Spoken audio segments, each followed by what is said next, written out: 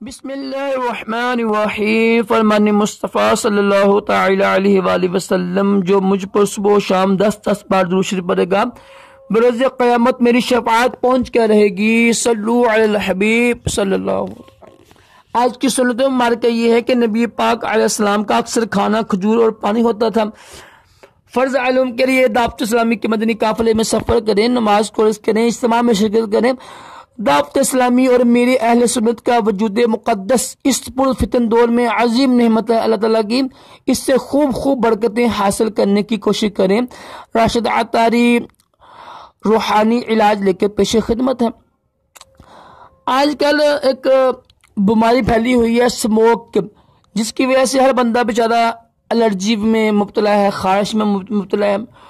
तो ये रूहानी इलाज कीजिएगा, इंशाअल्लाह अल्लाह ताला के प्यारे नाम की बरकत से आपकी एलर्जी का रूहानी इलाज हो जाएगा। हर नमाज के बाद, ठीक है, 5 नमाजों हर नमाज के बाद अव्वल आखिर दूसरी पढ़कर या रकीब, काफ की काफ मोटा है, या रकीब पढ़ना है आपने। 100 बार पढ़कर पानी पर दम कर लीजिएगा।